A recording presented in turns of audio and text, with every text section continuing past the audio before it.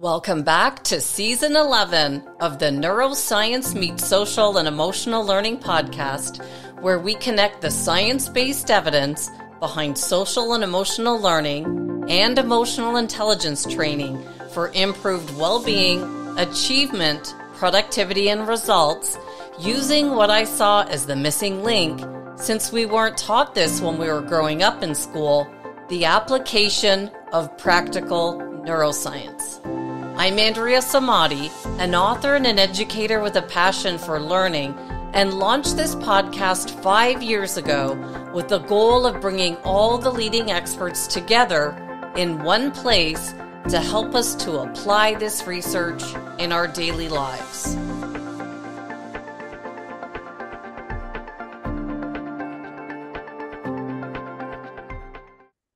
Today we meet with someone who's from my hometown, Toronto, Canada, but he's now in Victoria, British Columbia. Our next guest, Nolan Beise, is the CEO of Circle, a Canadian neurotechnology company pioneering brain-computer interfaces designed to understand the human mind by producing research-grade brainwave sensing headbands and related software applications. Before Circle, Nolan founded Suva Technology, a company specializing in mobile EEG research software. He also brings a wealth of experience from his time as a senior advisor at Mitax. In addition to these, Nolan holds a PhD in biochemistry from the University of Toronto and a Bachelor of Science degree in biochemistry from the University of Victoria. With his extensive background in both science and business, Nolan is dedicated in advancing neurotechnology and shaping the future of brain-computer interfaces. When I see someone like Nolan dedicating his career to helping the world to improve brain performance using brainwave tracking technology that he's pioneered, I want to have a conversation with him. I have some questions for Nolan that I hope will spark some innovation in our thinking as it relates to the future of health and wellness. Let's meet Nolan Beise and see what we can learn together about ways to improve our mind and brain health in the future. Welcome, Nolan. Was I correct that you went to school at the University of Toronto, but now you're in British Columbia? Is that right? Yeah, exactly. Yes. So it's bright and early there this morning. Thanks so much for meeting me. I know you're probably an early bird, just like me, getting up early. It varies on the day with kids, but yes, today I'm an early bird, certainly. So true, so true. Well, Nolan, I went to Teachers College in Toronto, University of Toronto, UTEP, back in the late 90s. And I remember all the dreams I had walking around the streets in Toronto of how I was going to change the world and education. Can you share where your mindset was when you were a student walking around those streets in Toronto? What was your vision for the world back then? I think it was more stating my curiosity than having a vision of where I wanted to take things. I've always been an extremely curious person. I'm curious about anything. I mean, brain, universe, the fundamental understanding of consciousness and quantum reality, everything you can think of. I think it's fascinating. And so walking around a city like Toronto was a really neat and new experience for me because where I came from in the north of Vancouver Island, from a remote town that doesn't even exist anymore, where it was literally just forest and bears and cougars.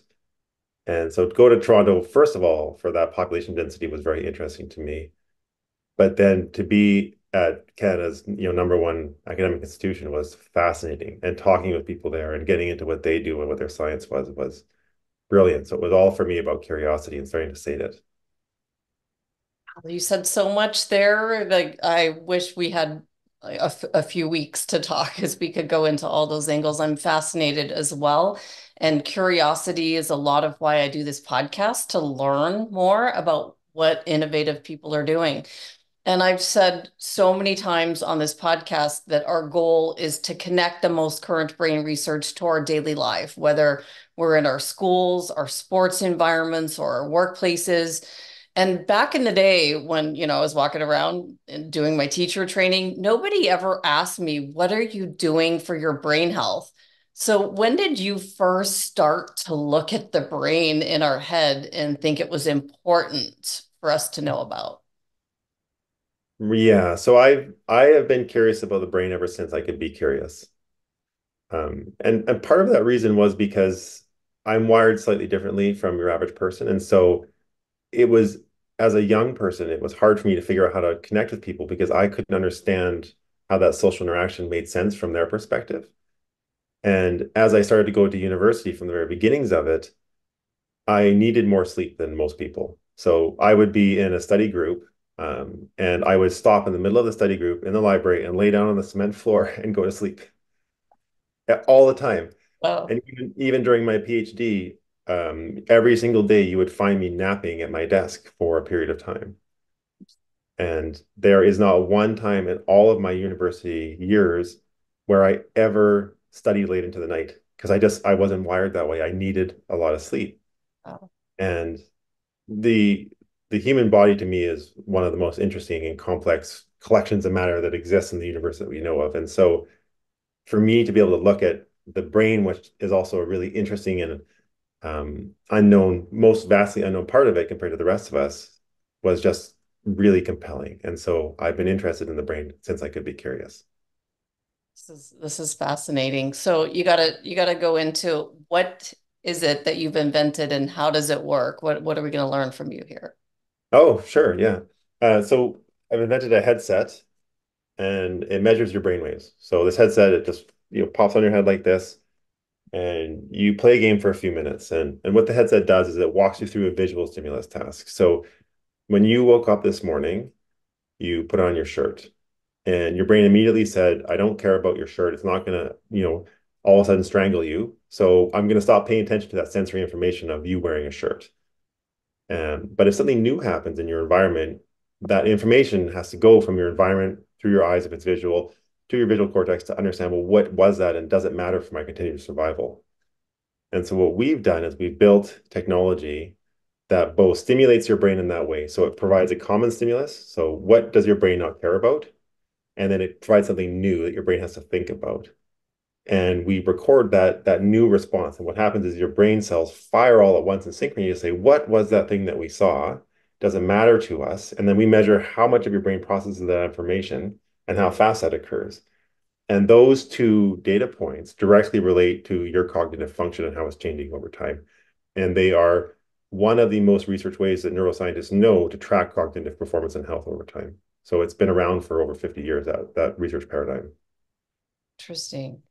So who would be interested in this? I could guess that people in the sports world would want to know how their brain is performing.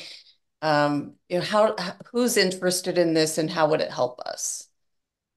Yeah, that's a wonderful question. And if you have a better answer to that, come join my company because it's the one we're answering right now. Okay. So essentially, people who are interested in it fall across the entire spectrum of brain health and performance. So all the way from you're getting dementia, you've had a traumatic brain incident, you're trying to manage losing your brain or recovering to very peak performance and flow state, like the very top people with Olympic athletes, with pro professional athletes, even with astronauts. And how can we really push the ability of the human brain to go to the very capacity of our biology? And what we're finding as we're talking to more people in the market is the people that are the most interested are the people that do not take their brain for granted because it's not working in some way, shape, or form. And one of the ways that makes sense is with dementia.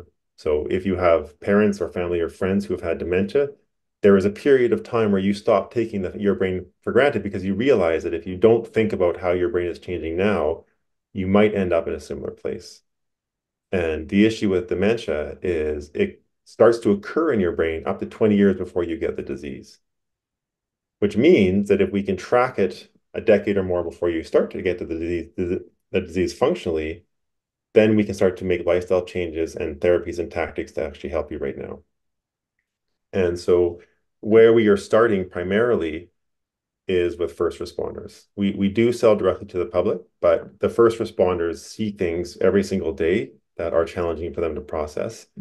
They are hyper fatigued, they are hyper vigilant, and they are constantly teetering on the brink of being able to function normally. I've measured their brains, and there's some very interesting things we're finding.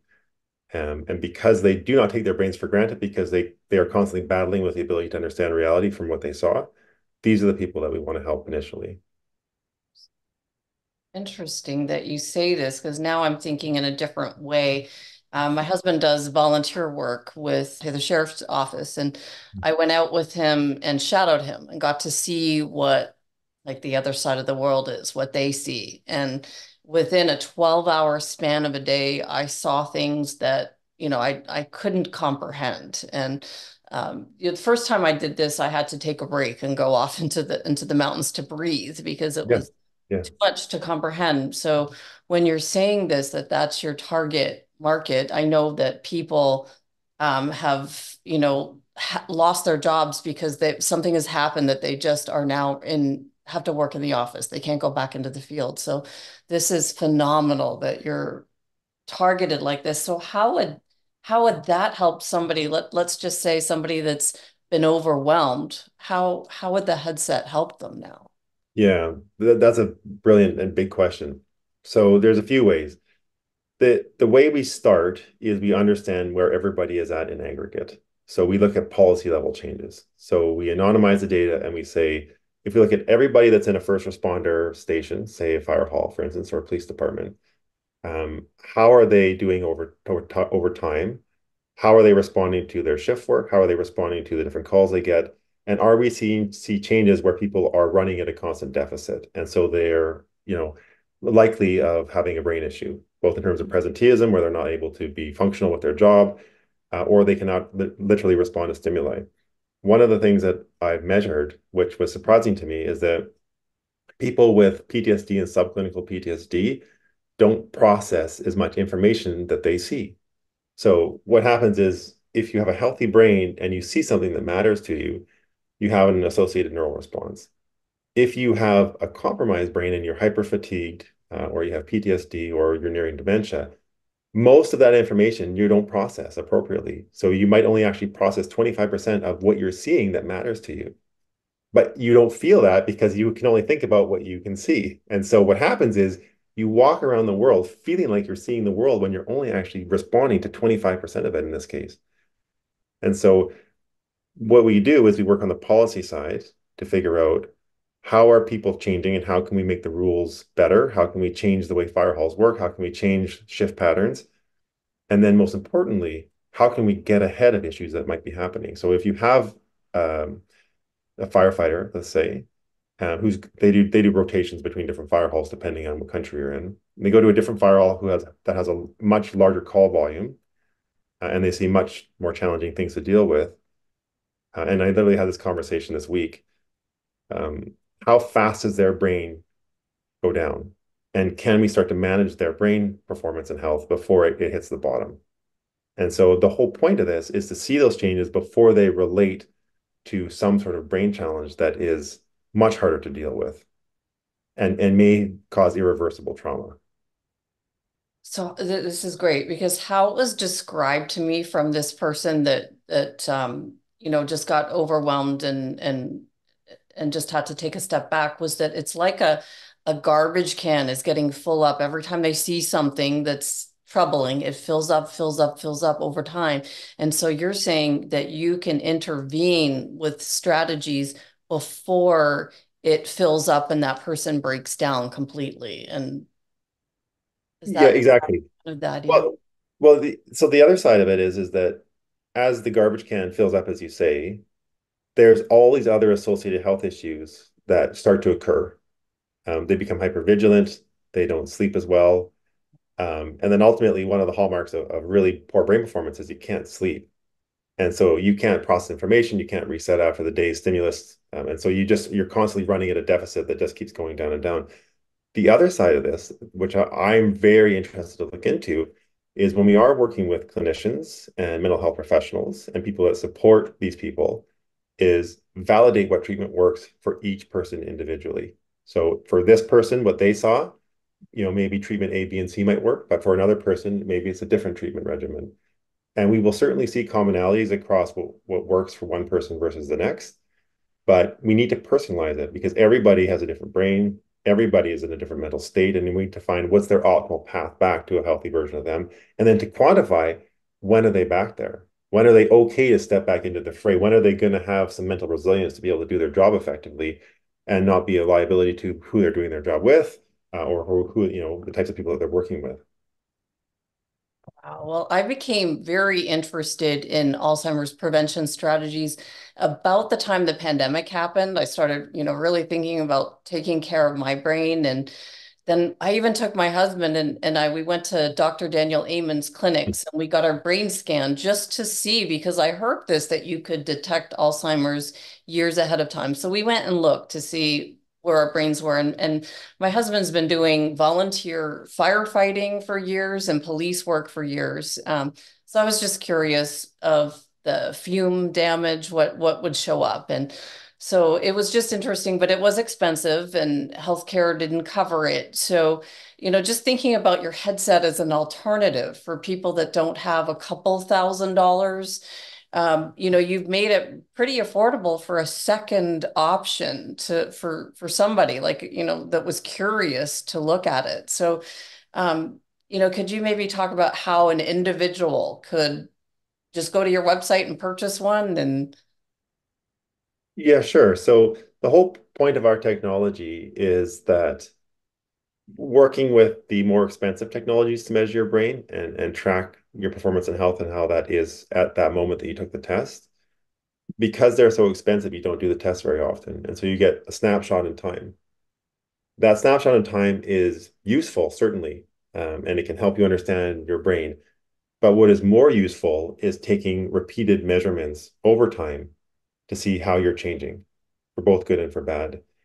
Because what you'll find is that as you're looking to figure out how to, better live your life and be a healthier version of you and add your brain into that understanding, there's different things that change fairly regularly. So you'll have your general fatigue levels, right? As you are busy, what you'll find, one of the things I found about myself is that if I start the day or the week on Monday with, say, 80% brain health. I'm good. I'm feeling pretty good. I had a restful weekend. And I work every single day, but sleep perfectly every single night. By Friday, I start the day with half as much. I start the day with 40%, just because I'm tired from working. It's working is a tiring thing. We're sitting in front of a computer, in my case, unfortunately, and we're just thinking and talking and meeting people and having these, really engaging conversations. And our brains can't sustain that. And every day that we do that, it tires us out. And people think, well, oh, I'm sleeping fine, so I should be fine, but we don't. And so you have to find time to regenerate your brain. And so on the short side of measuring your brain, you have to start to track things like fatigue before it can accumulate to be chronic. Because as your fatigue accumulates in your brain, it directly correlates with your depression in your immune system. And so as you get more and more tired, and as you feel more and more tired, your immune system is paralleling that. It's doing the exact same thing in your body. And as your immune system drops, your predisposition for every single major disease goes up, including cancer, anything to do with your brain, heart disease, etc. And so this is a brain measurement, but it matters for your body as well, of course. And so you can measure on the short term fatigue, you can measure on the long term chronic fatigue, burnout, and then you can measure on the even longer term changes that might relate to early onset of dementia. And if you can catch those early enough, up to 40% of dementia is estimated to be able to be avoided. And right now, dementia is a $500 billion problem in the United States. And the caregivers that are giving unpaid informal care, they put in, I think, roughly about 18.6 billion hours of time caring for people that need help because they cannot care for themselves. So the problem is it's massive, and we have to start figuring out how our brains are changing so we can figure out how we can keep them from changing and degrading. So the whole point of this is, while I do think that the one-off measurements are very valuable, I think we have to change the paradigm a little bit and measure people more regularly so we can figure out what's happening now and then what helps you, what's working for you. Yeah, I definitely thought about that when I did the brain scan, that this is a snapshot in time. This is measuring where we are now. And then we went and did all these things to improve. But now we've got to go back to the brain Yeah. scan and do it again. And that's not going to happen for everybody. So I love your vision here, what you've created. And so I did see that you're founded pretty recently, like 2021. You founded and you've got a team of neuroscientists, mathematicians, engineers, designers. Can you just tell me about who is your team and what award did you recently win for this? Yeah. Well, building a company like this, you sort of need to have expertise across a wide range of area. So you need people that understand how to measure the electrical activity of your brain. So we have electrophysiologists, we have neuroscientists, we have digital signal processing people. We need people who understand how circuitry can understand 1 millionth of a volt changes at your scalp. And so we have people that are brilliant at that. I mean, they've even worked with SpaceX, like they do really cool stuff. Um, and we have people that, understand how software works. And my co-founder, Paul, is brilliant at that. So anything in terms of figuring out how we can get from here to here, what's the most efficient way to do that, he's absolutely brilliant.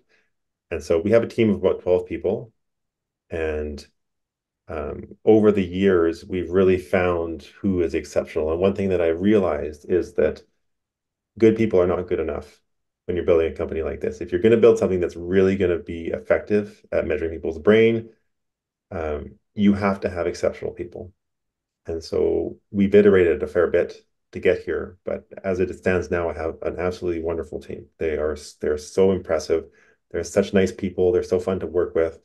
They uplift my day every single day just to talk to them, and I feel very, very thankful that they're willing to work with me on this.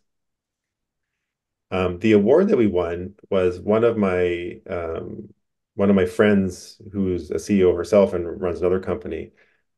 Um, she just randomly put us in for this award, and then I found out, no, I mean you're getting an award, Nolan. So I was like, great, well, that sounds like fun. Let's do it. And so what the award is just looking at companies that are up and comers in the region. So in our region, who is doing something that's interesting and new, and that might be the next big thing. And so we just got recognition for that, which was brilliant. And even when I went up on the award stage to do the test, I actually put my headset on. So they had like the headset. Check it out, everybody. And that resulted in a whole bunch of interesting conversations. Definitely. Well, this is forward thinking, and I love it because it kind of takes my thought process of where we were with the brain scan to what's next. What else can we do? Where else can our minds go? So this is stretching me for sure. And I've got to ask, like, I know you're creative and curious, but where did this why come from to do this? There's got to be something that, that caught your attention that keeps you going? What is it that's driving you behind this? Yeah, it's interesting because that question evolves over time, or the answer evolves over time. So the initial why was I'm fascinated with brains, and I'm convinced that we need to understand how our brain and our body relate better. I have dementia in my family, and so I have a very personal why. Both of my grandparents on my mom's side died from dementia. Um, and I'm worried that those things are going to happen to my parents, and potentially even to me. And in fact, one of the things that I'm worried about myself is that I measure my brain performance all the time because I have the technology right next to me at my desk. Right. And I've been really busy for the last while, and my brain performance has dropped to a quarter of what it should be. And it did that for 3 months. And I got really nervous because I was worried that I'm pushing too hard, I'm too stressed, I'm too burnt out. And so for 3 months, I tried to get my brain performance back up, and it took me 3 months just to turn that around. Hear you. And the really interesting thing with people's brains, which is both, an amazing adaptation, but also terrible, which is your normal adapts to where you are over time. So from week to week, you might be more and more tired, you might have chronic fatigue, you might have burnout, but you overall will reset to whatever that normal feels like, even on the brilliant side. And so what happens is if I say, how are you doing? How do you feel? Most people, even if they have PTSD, say, pretty good. Yeah, I feel good. I've measured people who have hypervigilant PTSD and they say, I ask, how do you feel? Oh, I'm pretty good. And then you start to ask them questions about, well, how are you actually doing? Well, I have night terrors and I scream most nights and I punch holes in walls and I can't sleep. And I find that I'm triggered constantly. It's like, well, that's not pretty good. But we have to live in our normal. And so we pull the normal along with us. And so in terms of the why, the more people that I measure that I see like that, the more the why gets broader. And I start to see that this is a critical thing that we have to solve right now. It's past time that humans need to figure this out. And so I'm very excited to start to look at that at scale and want to do it for everybody across the entire world. Well, what are you hearing from people who are using your device? Like what are they saying that's kind of pushing you forward for this mission that I just love? What are you hearing from? Yeah, so our device is pretty unique. The only really way you can do a test like ours is you have to go to a neuroscience research lab, and they'll put a big gel cap on your head. It'll take an hour to get set up, and it'll measure about the same thing. So the thing that most people think when they use our headset is it is fascinating, and they are terrified by it. And so when I demo the product for people, what I do is I get them to go through a quick breathing exercise just to sort of calm down because people get worried about what their brain's going to see because even though they feel normal, they know they're not doing that great for the most part. And so what people do is I measure their brain and then I tell them what it means. And the app tells them as well. And then immediately they start yawning because the vast majority, like I think only 3 people I've measured in a number of years were not hyper fatigued, like really low, like surgeon low. I shouldn't say that. Surgeons are the lowest brain performance Oh my goodness. around because they are so tired and they know it, and we need to change policy around them. That's a whole other conversation. I have some surgeon friends of mine who are just brilliant, amazing people, and I would really like to help them as well. So what I find is that immediately when you show people where they're at, they acknowledge where they're at and get really compelled to need to want to change it right away. Um, and it's it's interesting because yesterday we had an emergency in our house where the plumbing blew up. And so the plumber came over. I never met him before. And sure enough, he asked me what I did. And so I measured his brain. Of course I measured his brain, right? Because I'm always in like, please use the technology, see what you think. Right. And he was one of the 3 people that I have measured in the years that I've been doing this that had a really healthy brain. Oh, wow. And I was surprised because it's not often I measure somebody who has a really healthy brain. And what I found with him is that the reason why he has a healthy brain is because he had a traumatic brain injury from a car accident. He already got hit so hard his shoes fell off, and he has scars on his head. And he doesn't take his brain for granted because he takes brain medication every single day to control epileptic seizures. And this is the issue: is we're all taking our brain for granted. And so, sort of back to circuitous route to your question, is what people find is they face themselves for the first time, and then they get motivated to want to do it. And the really hard part with the technology is how do we affect real change without giving people an answer that they don't really want to hear? Because the truth is that most of us are not doing that great.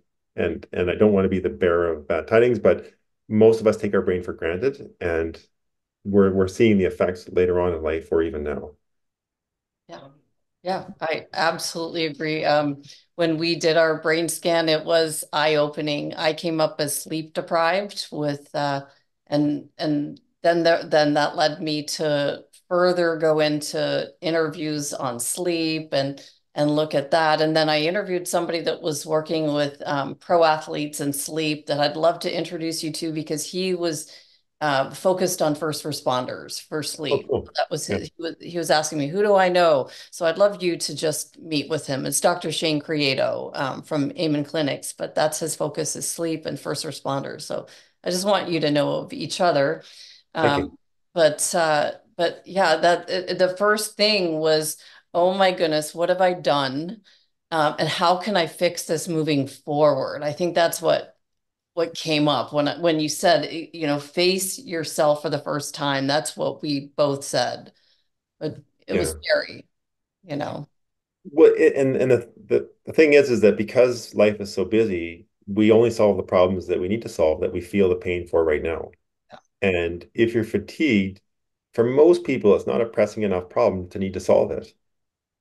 And this is why the first responders make sense versus going immediately to the general population is there are people out there that are recovering from brain injuries or brain trauma or sickness that have a pressing problem. But the first responders, every single call they go on, they have a pressing problem. Most days they do their job, they are dealing with a pressing problem, and that is causing a pressing problem happening in their brain as a result. And so I think that's where we start, but I really do want to eventually get to everybody and to help, not to sort of simplify it, but to be essentially Fitbit for your brain. So you just track your brain and you have a constant understanding of how it's changing over time. And then there's these interesting, helpful things that help you sort of keep yourself on track. Because we live in a world where, electrified dead world where we can just turn on light whenever we want. We can look at screens whenever we want. They're hugely compelling. And so we don't sleep enough. And if you go back to before electricity and the technological revolution, the sun would have gone down and we would have gone to sleep because you can't see anything. Right. Uh, and so we would have gotten way more sleep. And it's interesting how our biology is really getting pushed to its capacity in terms of having to manage sleep deprivation that's chronic for most of our life. So I think bringing that as a highlight, along with the other things that can happen with your brain as a result of it, will help humans to be healthier overall and in your brain, of course. So that's kind of like your vision for the next 5 to 10 years is to start with first responders, and then eventually we all have access to this, just like we measure with a Fitbit or a Whoop or an Oura Ring, whatever we're using. So that would that be your vision? Yes, exactly right. I want to bring this to everybody because I think it's everybody needs help and the world needs a better understanding of how brains work and don't. Right. And certainly we can work with clinicians and doctors, which we do. We work with medical clinics, and some good friends of mine who are medical doctors. But even that is limiting as well, right? I want people on a week to week, day to day, if they want measurement, understand how they're changing. Like for me, I measure my sleep religiously. And I every day I look at it and think, okay, I could have done better.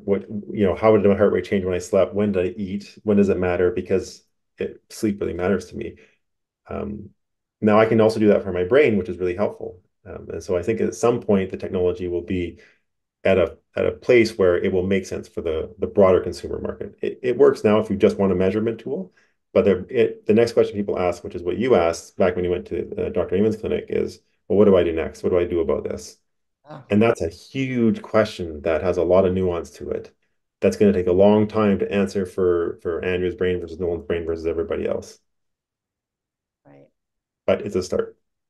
Definitely. This has been eye-opening, Nolan. What about some stumbling blocks? What kinds of things other than cost, like that's the biggest thing I saw with Amen Clinics is looking at this. It's costly. We can't all go there. What are some stumbling blocks that you see that are gonna hit you before we can all just sit here and tap into maybe on our phone and say, how's my brain doing today? Yeah, well, I guess there's a few ways to look at that. On the company side, it's more just we're at a stage now where we're happy to tell the world that we exist. And so being on the very west coast of North America and the very west coast of Canada, on the west coast of an island off of the coast of Canada, like we're very remote. Like my backyard is forests and bears and cougars. Uh, Cool. and I live right close to the water here on the west coast where I free dive and spearfish. So that's sort of my resetting fun. Um, so we are, geographically very removed from everywhere else and from the big city centers where lots of things are happening. So from the company perspective, one of the issues that we face is just letting the world that we exist. And so that's why I'm thankful to talk to you about, hey, we're doing this thing. You should check us out. Just Yeah. to start conversations to help us bring this value to the rest of the world. The other side is that um, the technology right now is leveraging the very leading edge of neuroscience, which sounds like such a cool statement, but really it's very simple. Essentially, it uses a two-dimensional screen, which is not how our brains are built to understand reality, to just give you different visual stimulus. And you and I and most people at this point are used to looking at two-dimensional screens, but that is not how our brains are built to perceive reality. And so what I want to do with our technology is be able to measure the stimulus that is happening in your environment in any form, qualify whether or not your brain responded to that stimulus, and then qualify the health of that response in terms of how your brain's actually doing in a way that is passive for you. So as you walk around, you talk to people, you think about things, you open doors, et cetera, the headset will eventually be quantifying how your environment is stimulating your brain and how healthy your brain is as a result of it. And if we do that with your actual environment versus a two-dimensional screen, it will be a complete paradigm shift in terms of how neuroscientists can understand your brain with nuance. And so ultimately, we want to springboard quite aggressively off of the leading edge of neuroscience to get to there and change how neuroscience is done, both for the consumer world and across the world. This is eye-opening, Nolan. Have I missed anything in my questions for you? As we think about bringing this into a close, what would you like the world to know other than that you exist and that you're pioneering this innovative technology that's the one day we're going to all have access to? What have I missed? You haven't missed anything. It's great. I'm just wanting to tell the world that we exist. I'm happy to talk to anybody about what we're doing from any perspective. I have heard all of the possibilities about where we can take this technology. I have certainly looked at pro sports. I have looked at all the different iterations you can take, but I'm happy to hear them again from different perspectives. So if people want to reach out and talk to me about what they think about this or that, I love talking about this. It's my passion. And if I can help, another person, that would be wonderful. So just letting the world know is brilliant. Thank you. Awesome. Well, Nolan, I want to thank you for taking the time to meet with me today. And who knows, we could have walked past each other back in the day in Toronto. You never know. I've always got my eyes wide open to learn more about what's innovative in the world. And I will connect you with Dr. Shane Creato. I think that's a powerful connection because he's focused here with sleep. I think he could learn from you for sure. And I do look forward to when this technology is available because I measure everything. I measure sleep. I measure my heart rate when I'm podcasting, everything. So I can't wait till I add this. How's my brain doing on a daily basis? So for people who want to learn more about you, please tell me your website. So we've got it So right. our website is circle without the E, brain.com. So CIRCL brain.com. Awesome. Thanks so much for your time today. This has been fascinating. Great to talk to you, Andrea. Some final thoughts? I learned so much from speaking with Nolan Beise today. He emphasized that while people can go to his website and purchase a headset, that wasn't his main motivation for meeting us. His goal was just to let the world know about his vision and let others know about him. I did connect him to Dr. Shane Creato, and I think that when two powerful minds come together, they form a third mind with potential to take creativity and innovation to greater heights. If you want to connect with Nolan, you can visit the Contact Us page of his website, and I put the link in the show notes. Most importantly today, I hope we've all got a renewed vision for the importance of our brain health. And I'll see you next week.